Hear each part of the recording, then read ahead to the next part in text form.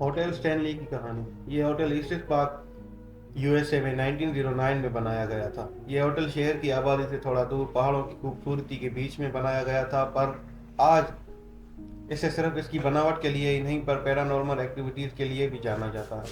इस होटल के गेस्ट्स की जानिब से बहुत सी ऐसी कहानियां सुनने को मिली हैं जो नाकाबिले यकीन थी, पर यह सिर्फ एक या दो गेस्ट के साथ नहीं बल्कि वहां काम करने वाले मुलाजमों के साथ भी पेश आए हैं।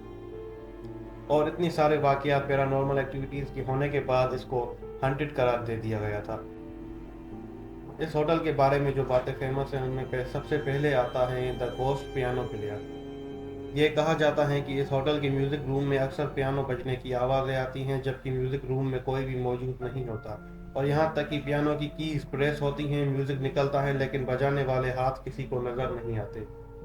नंबर 2 पे आता है फ्लोरा स्टैनली। फ्लोरा इस होटल की मालिक की वाइफ का नेम था, जो अक्सर इस होटल के बहुत सी जगहों पे गेस्ट्स को नज़र आती है। यहाँ तक कि बहुत से गेस्ट ने इसे अपने रूम में और लॉबी में देखने का दावा किया था।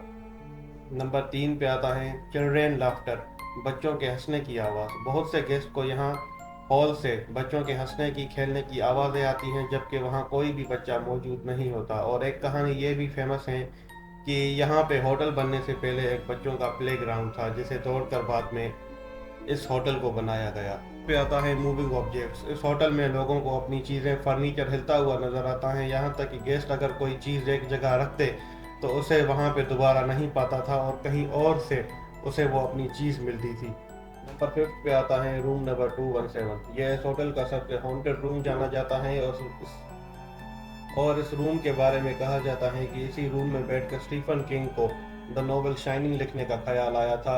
और इस रूम में रहने वाले काफ़ी लोगों ने इस रूम में पैरानॉर्मल एक्टिविटीज़ होने का दावा किया है, जैसे कि लाइट्स का खुद ब खुद ऑन होना और ऑफ हो जाना, और चीज़ों का गायब हो जाना, तस्वीरों का गिर जाना, और ख़ास तौर पर बेड के किनारे पर एक शख्स को बैठा हुआ पाया जाना। और बात यहीं ख़त्म नहीं होती। सिर्फ रूम नंबर 217 ही नहीं बल्कि और भी ऐसे रूम्स हैं जो अपनी पैरानॉर्मल एक्टिविटीज़ की वजह से ही फेमस हैं। रूम नंबर 401, ये रूम फेमस जाना जाता है लॉर्ड डी रेवन की वजह से। इस रूम के बारे में ये फेमस है कि इस रूम में आज तक इस शख्स की रूह औरतों की ज्वेलरीज चुराती हैं और सोई हुई औरतों के बालों के साथ खेलती हैं। यहाँ तक कि एक रूम 407 के जिन्नात को काफ़ी हेल्पफुल जाना जाता है। और रूम नंबर 418 में बच्चों के खेलने की आवाज़ें आती हैं, या बच्चे गैस का सामान फेंक देते हैं और लाइट्स ऑफ कर देते हैं या फिर उनकी मर्जी के हिसाब से बार बार ऑन कर देते हैं। और एक रूम में तो गेस्ट ने काउबॉय को देखने तक का दावा किया था।